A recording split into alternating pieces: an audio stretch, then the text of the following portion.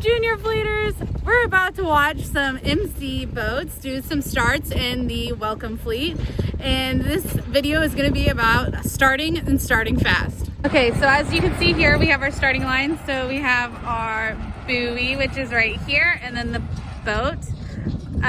So when you have a start, you're going to have a 6-minute horn, then a 5-minute gun, a 4-minute gun, and then a 1-minute horn, and then a gun for the start. There are different flags that they'll fly, so if you don't hear the sounds, you should be able to see the flags, so you can tell your crew to watch the flags. So if you look at the boat, I know it's really far away, but they have the MC flag flying. They also have the I flag flying. And the MC flag is the class flag, which is thrown up at the 5-minute gun. And the I flag, which is the one with the black dot, is the starting flag, which is thrown up at the 4-minute gun. Before you start, you want to try to figure out what side of the course is favored so you can get a fast start. Right now the MCs are about 1 minute until the start. Oh, there's our 1-minute horn, and they actually just took down that I flag, which is what they do at 1 minute. So now these MCs are going to fight for the position they want on the starting line. So we have about 30 seconds until the start. You can hear my dad in the background telling my sister that she needs to find that window. But over here, you can see all the boats. They're all coming in together. This is where that windward leeward rule really comes into play.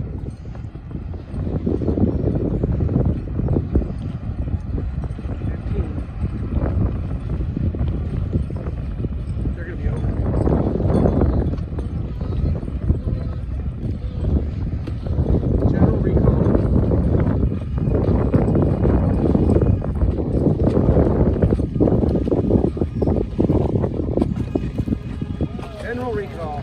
So this start resulted in a general recall, meaning more than half the fleet was probably over. They are also flying the general recall flag, which is blue with a yellow triangle in it. So when you're trying to figure out where to start in your starting line, a helpful hint is to always find a landmark on land that is right above the mark or the boat.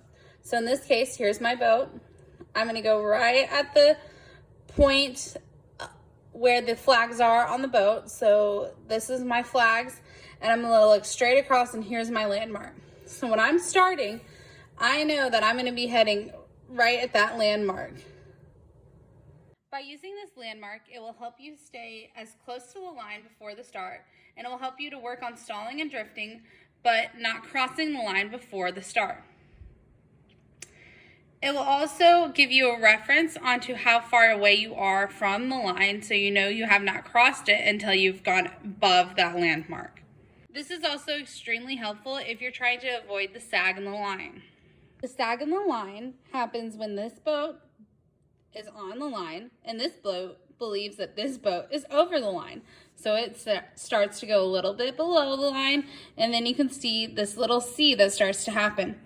So to prevent yourself from getting stuck in this sag in the line and being down here, so you're really far behind, you can have your little marker, your landmark or something on the water, and you'll know, oh, if I go above that, I'm above the line. So you'll know that you're okay if you're right here.